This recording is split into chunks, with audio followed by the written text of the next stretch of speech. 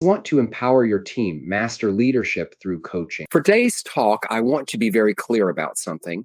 I'm not speaking about leadership and coaching as two separate ideas. I'm speaking about leadership through coaching. Because in today's world, you cannot be an effective leader without understanding what it means to be an effective coach. You see, coaching is no longer a soft skill, it's a leadership discipline. When you coach, you give more than strategy, you give presence. And presence is the rarest currency in leadership today. As leaders, when we coach, we offer our people three essential things: our voice, which is the permission to be heard without fear. Voice is not about speaking louder. It's about creating psychological safety. When leaders invite voice, they make it safe for people to tell the truth, to challenge ideas, and to share insights without worrying about consequence. People do not disengage because they lack talent. They disengage because they stop feeling heard. And there's vision, which is clarity beyond today's constraints. Vision is not a slogan or a slide deck. It's the ability to help people see beyond the immediate pressure and connect their work to something meaningful.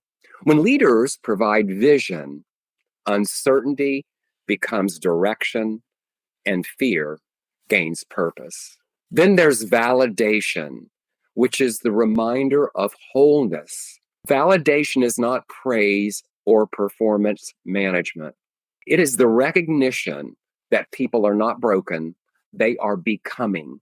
When leaders validate effort, growth, and humanity, they restore dignity and build resilience that lasts. Because you see, coaching does not fix people. Coaching frees people. And free people lead better, create better, and contribute more fully. Every leader in this room has walked through fear. Some of you are carrying the pressure of responsibility. Some of you are holding organizations together through uncertainty. Some are even questioning what comes next. Some are even looking at the beginning of stepping into the path as a leader. You know, my own journey into resilience began in a very personal way. At a time when I was leading a very large customer service organization in a fast-paced, successful enterprise, I was told not once, but 3 times that I had 6 months to live. That kind of news doesn't just test your resilience, it defines it. It strips away your illusion of control. It silences the noise of ego. And it asks the question every leader must eventually answer: who am I when everything falls apart? Leadership is not forged in comfort. It is shaped in moments when you are forced to choose who you will become. What I chose, I kept leading. When I began coaching in the late 90s, you know, it wasn't even an industry yet. It was kind of an act of faith. If you said you were a coach, they thought you were with the softball team or the soccer team after work. There were no playbooks, no certifications, not even global summits like this one. And look where we are now. Coaching has become the heartbeat of human development, the language of transformation across industries, cultures, and as we are today, continents. It is now an 18 billion with a B dollar industry each year. Why? Because resilience is now recognized as a core leadership competency. Not the ability to push harder, not the ability to endure endlessly, but the ability to adapt, recover, and realign with purpose. Resilience is not about bouncing back. It's about bouncing forward, wiser, clearer, more aligned, and growing from the experience. Resilience isn't toughness, it's tenderness that refuses to quit. This is the foundation of the work I do through frameworks like the riskability factor and Resolator, where I help leaders transform their risk into renewal and adversity into alignment. You see, leaders who will shape the future are not fearless, they are resiliently human. Every leader I've coached, regardless of title, influence, or success, stands in the same place between fear and courage. You see, that is the space where leadership resilience lives. That's where coaching does its quiet magic, not by eliminating fear, but holding fear in one hand and possibility in the other until something new emerges. That's how transformation happens. Not through force, through awareness, not through answers, through better questions. I want to offer you 5 gifts in this season of giving, principles I see consistently in resilient leaders around the world. 1, presence, the gift of being seen. In a distracted world, presence is revolutionary. When leaders slow down, people remember they matter. Presence builds trust faster than any strategy. Number 2, curiosity, the gift of possibility. Resilient leaders ask more than they tell.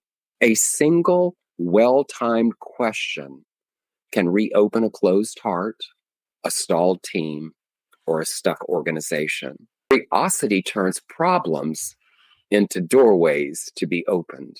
Number 3, courage, the gift of risk. True leadership lives at the edge of uncertainty. Courage is not bravado. It is the willingness. It is being willing to move forward without guarantees. And number 4, the gift of hope. Every storm you survive becomes light for someone else. Your resilience gives others permission to keep going because you see leadership contagious. You're not a leader unless you've developed the next leader who can develop the next leader. And number 5, renewal, which is the gift of energy.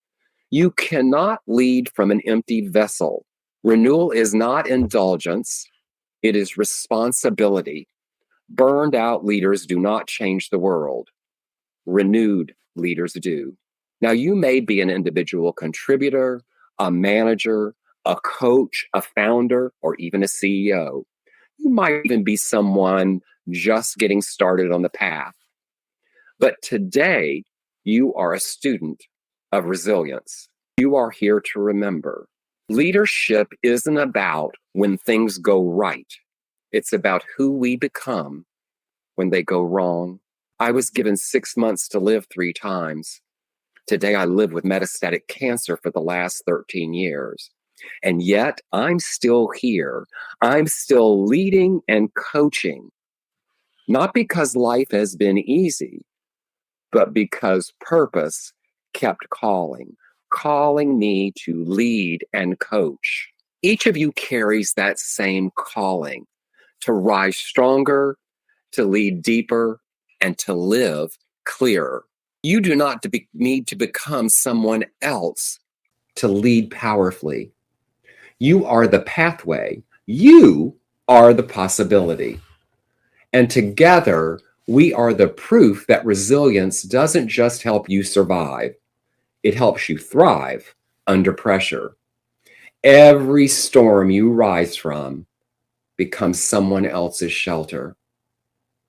Always know every storm runs out of rain.